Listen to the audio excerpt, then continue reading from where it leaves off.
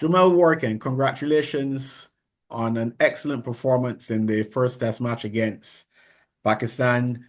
Obviously, you didn't get the outcome that you wanted, but I don't think there could be too many complaints about your personal performance. How do you feel now that you've had a few days to really reflect on it? Um, First of all, I feel outstanding with my personal performance, but obviously I'm very disappointed that my performance didn't help the team over the line because at the end of the day, when you contribute, you want your team to win. So when I had time to reflect, the feelings are outstanding, but it'd been more special if we as a unit, as a team, won the game. I know you're a team man. How do you feel? How do you deal with the pressure of being one of three spinners, three specialist spinners, um, going into a contest where spinners are expected to dominate? See, expectations is a whole load of pressure, so knowing that you're supposed to set up the game, win the game, and do the majority of the job, psychologically it could be a lot on you, but you have to stick to the basics, stick to your strength, stick to your game plans, and just live in the moment and understand that it's just another day on the job and do the basics right and keep it simple. Now, Jamel, you've played the 18 tests over a period of almost 10 years. And I mean, I know you're a dedicated cricketer. I've been around you for quite some time and I see how you operate. I know you're the type of person who would train even if you don't have anybody to train with. How have you been able to keep yourself motivated and ready for the call through such an extended period? Well, that's a very good question. Just about the self-belief and determination, knowing that you're capable of doing something, and whenever you do get opportunity, show yourself, your family, your friends, and the world that you got what it takes to perform at the highest level. So it's just about basically believing yourself or backing yourself. And having this type of career for the last 10 years have made me mentally a lot stronger, mentally a lot more determined, and it helped build my self-confidence to another level that I just always back my ability and back my skills. And know that once I get opportunity, as I always say, to play continuously or have a proper run, I know I can perform at this level just at any other world class spinner. Okay. Um, we go back to the conditions again in the first test match. How do you approach that type of thing where you've got to, I guess, assess conditions because conditions we all know vary from venue to venue, and even in a place like Pakistan where you expect the spinners will do well, each ground, I suppose, has its own peculiarities. So take us through your thought process in terms of the game is virtually started and you've got to feel things out and try to work out what plan you're going to settle on. How does that work? Well, to be fair, my game plan was completely wrong, if I'm being honest. 'Cause I thought it was going to be a huge turning track, which it was, but it felt like it was a wicket that my game plan was a wicket, thinking that you had the ball extremely quick to spin the ball at pace. But on the flip side, it was the opposite. You had to come and you had the ball a lot slower. The slower you ball, the more purchase you get, and the more effective you were on the wicket. So when I went into the game, as I said from before, my game plan was to is spinning condition, ball ball as quick as possible, give the batsman less time to react, and I had to quickly adjust my pace and realize no, the slower your ball, the better it is, the more difficulty it is for the batsman. And from there, it worked out for me and it helped me to succeed in the game or to get success in the game. I remember on the evening when you were bowling in the second innings, and it seemed as though you were totally in control. And then I think it was that same evening, somebody came out of the crease and hit you overhead for six. When things like that happen in a low scoring game where you know you don't have much margin for error, how do you deal with that? Well, as I said, you gotta trust your game plan and don't get caught up in the moment. You just gotta keep your composure and analyze. Like if a guy chips and hit you for a six, that means you're doing something right. Any day, he has to come and reach the ball, so he's taking a chance. So I don't get too flustered. Is when I do bowl a bad ball or a couple of bad balls, and I get him put away. Then I start to worry. If a batsman have to chip or try to do something to get a boundary, I always feel like I'm in the game.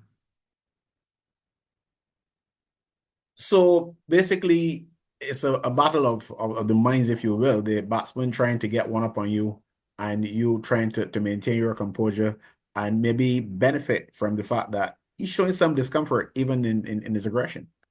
Yeah, for me, when the bowling spin, I feel like I'm playing chess. It's like it's call myself a craftsman. So therefore, I'm in a game of chess with my competition or the batsman to simplify it. So when I have the mark before I run up, I have a game plan. I have different thought process how I'm gonna bowl at the batter. If you do decide to come, if you do decide to hang back, if you do decide to come forward, different scenarios plays out in my head, and something get the better of the batter, or something the batter still get the better of you. That's how the game plays something. It was pretty clear in the second innings that you bowled a lot slower, and you mentioned a short while ago about recognizing the need to slow it down when initially your plan was to bowl a lot faster. To what extent do you have to work those things out, or to what extent is it like a team decision, a discussion led by the coach and the other spinners? Um, One is your personal I think something personal you have to observe and analyze quick in the condition. Then you go to probably captain, you go to probably coach, you go to probably other spinners, probably the analysts, and get their input as well. But you have to be able to analyze the information in front of you, meaning the condition as quick as possible, so that therefore it could buy into your muscle memory, your mind that yes, you have to bowl slow because it's okay for the captain or the analyst or the coach or whoever decide to kind tell you ball slower, but you haven't worked out for yourself, and deep down inside you still believe that you should bowl faster. So I always tell people the quicker you work out the conditions for yourself, and then you share the information or discuss the information, it helps a lot for the you as the individual better. West Indies are a rare sight of opening the ball in with a spinner. And of course, it was your teammate, Moti, who did that. Is that something that you would feel comfortable doing if you were called upon, or you prefer to bowl when the ball is a bit older? Me personally, if we're being completely honest, I would prefer the ball get older, but at the same time, it's a job that I can't do as well. But in life, you have your preference, and my preference, the ball get a little older. I feel I get more control and more on the ball. Well, some guys are very good at bowling your ball, or extremely good. Not saying I can't do it, but that would be my preference if it's slightly older. If you come back home a bit to your origins, actually, I believe you were born in St. Vincent, huh? Yeah, And the fact that you grew up in Barbados and developed your cricket there, I think that's due to your father's professional career as a yeah. university lecturer. To what extent has he influenced your cricket? And are there any other people who have had a big impact on your cricket development? Well, my father had the biggest impact on my career so far. He made every decision, every decision he has made is to further my cricketing career in terms of I was living when I left St. Vincent, we moved to Tortola, and then I was playing cricket in Tortola, but they're more into US sports, so they're more into baseball and basketball. So he decided to take a move and choose which country that he wants me to go to. Choose Barbados. He said, "I want you to go to this school. Come with me." Then he even planned out which club I'm going to play for as well. I didn't have a choice in it.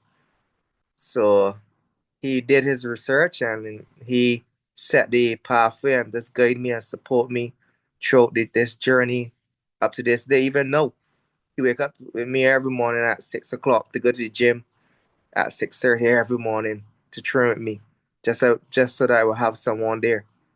So that's the kind of dedication that he have really put in from the beginning to the end. And you're saying he still does this, even though that you are a senior cricketer, he Yeah, actually trains with you. That's every morning, interesting. every morning we go to the gym together. So he has he my father have really, really, really set the platform and play a major, major, major role in my path and destination and where I'm at now.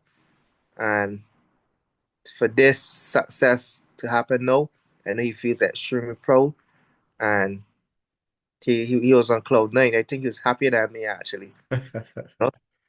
But also other people that have played a major role is my family as well, my friends, my fiance. She as well trains with me as well, push me, motivates me as well, and everyone have been a major part. My friend Craig, we talk a lot about cricket. Same with Kevin Stoke. This He's is Craig also Bradford you're talking about, or yes, please, okay. Craig. Kevin Stoke. We talk a lot about cricket. We even practice a lot together, me and Kevin Stoke. You Mhm. know, and so I got a lot of people that I could thank and everything. I got my friends like Chad and Kevin King. Those are the four people I really sit down and discuss my game and discuss cricket and how it could move forward and how it could improve.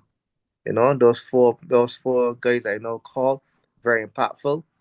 And then in terms of people being there right through the beginning to the end, I would say number one, my father, number two, my fiance. You mentioned your fiance trains with you. Is she also into sport?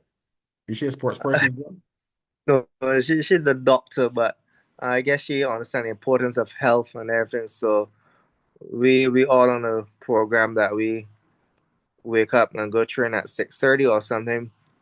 If I can't make it on 6:30, she will go on the evening with me.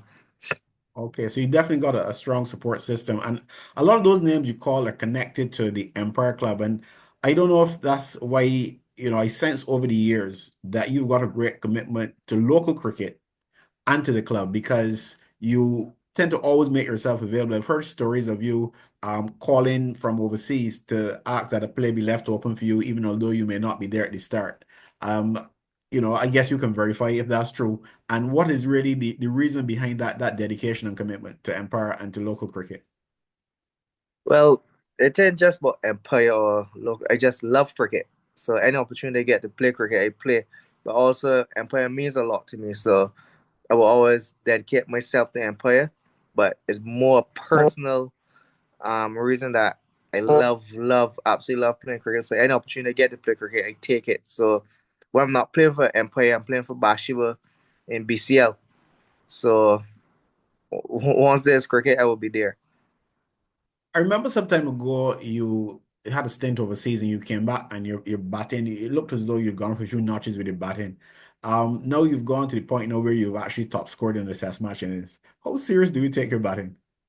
Nah, I really do take it serious. The reason I remember I left to go to England in 2022, and I said to myself, probably one of the reasons I'm not getting picked is because my batting have really dropped off, and I have to go and find back my batting and belief in my batting again, and probably get that responsibility as a pro in England. So from there, everything changed, and I started understand batting the game, understand responsibility, understand planning the innings and building the innings. So personally, I take my batting very seriously. I put praise on my wicket. The reverse sweep. First ball in the second innings, but let's go back to the first innings. There are those who would say he's crazy. First ball, reverse sweep. But if I remember correctly, you did a similar thing in the first innings, but it didn't cause your demise. And then as the innings progressed, you played quite a few of them successfully. Was that a particular ploy to combat the spinners and the conditions, or is it just a stroke that you play according to the situation? um, One is a shot that I back myself to play, but two, I think in those conditions, the easier stroke to play than let's say a drive or trying going over the top. So if you met better contact with the ball because it's spinning onto the bat. So playing reverse sweep is a shot that I back myself to play often, but also also in the condition, it's a shot that is very suitable to rotate and put the ball off its length. People tend to be very fickle. So when you play, everybody jumps up and applauds. But if you get up with it, especially first ball, you're going to hear all sorts of things. How do you deal with that sort of pressure now as a batsman who everyone knows you're capable of contributing? So how much pressure do you feel in terms of your shot selection and things of that nature?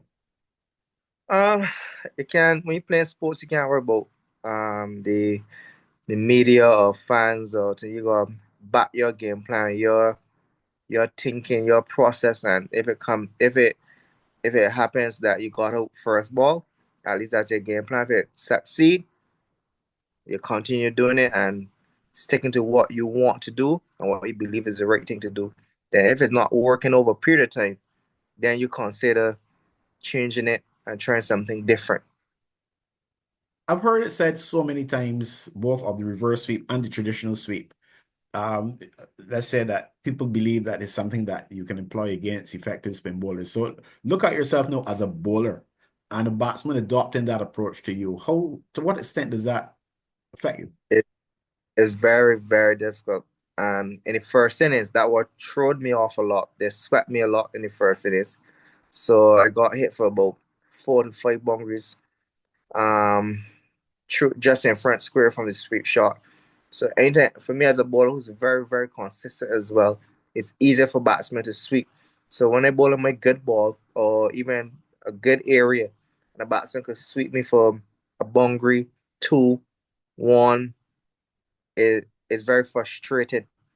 Very, very frustrating. But especially if they're very, very, very good at it. You got some batsmen who may do it because of the conditions. You know it's not a natural stroke. You feel like you're in the game. When you see a batsman who can naturally sweep well as a spinner, is a headache for you. And how do you combat that? But I have a simple theory. You just don't be as consistent. Sorry? Yeah, I have a simple theory. You just don't be as consistent.